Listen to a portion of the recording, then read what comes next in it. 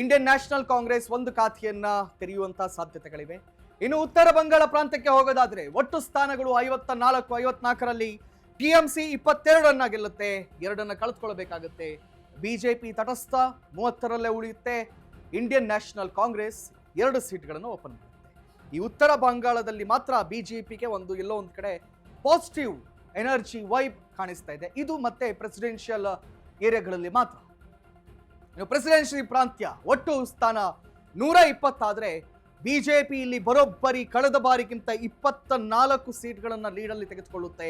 So over all ಆಗಿ 44 ಸೀಟಿಗೆ BJP ಬಂದು ನಿಲ್ಲುತ್ತೆ. ಆದ್ರೆ ಟಿಎಂಸಿ ಹಾಗಲ್ಲ, 24 ಸೀಟನ್ನು ಅವ್ರು ಕಲ್ತ್ಕೊಳ್ಬೇಕು.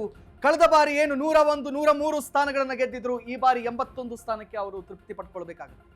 So over all opinion poll ಅನ್ನ ನಾವು ನಿಮ್ಮೆದುರಿಗೆ ಮತ್ತೊಮ್ಮೆ ತೋರಿಸ್ತಾ ಇದ್ದೀವಿ.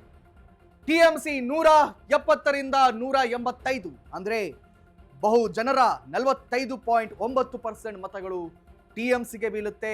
ಈ ಬಾರಿ ಟಿಎಂಸಿಗೆ ಗೆಲ್ಲುವ ಸಾಧ್ಯತೆಗಳೇ ಹೆಚ್ಚಿವೆ. ಈ ಸಂದರ್ಭದಲ್ಲಿ ಎಲೆಕ್ಷನ್ ನಡೆದರೆ ನೆಕ್ಸ್ಟ್ ಏನ್ ಬದಲಾಗಬಹುದು ಗೊತ್ತಿಲ್ಲ. We will update it. ಬಿಜೆಪಿಯನ್ನ ನೋಡೋದಾದ್ರೆ 107ರಿಂದ 115 ಅಂದ್ರೆ 40.7% ವೋಟ್ಗಳು ಬೀಳುತ್ತೆ. ಇದನ್ನೇನೋ ಕಡಿಮೆ ಸಾಧನೆ ಅಂತ ಅಂತೂ ಹೇಳಕ್ಕಾಗಲ್ಲ, ಇಟ್ಸ್ ಅಪ್ರಿಷಿಯೇಬಲ್.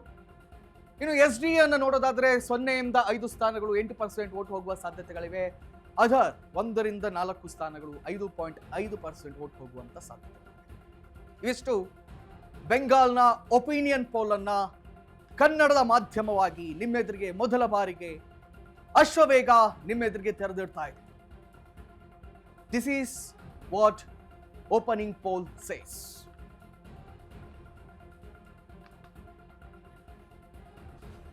ಟೋಟಲ್ ಆಗಿ ಹೇಳೋದಾದ್ರೆ ಇವಿಷ್ಟು ನಿಮ್ಮೆದುರಿಗೆ ನಾವು ತೋರಿಸಿದಂತಹ ಅಂಕಿಅಂಶಗಳು.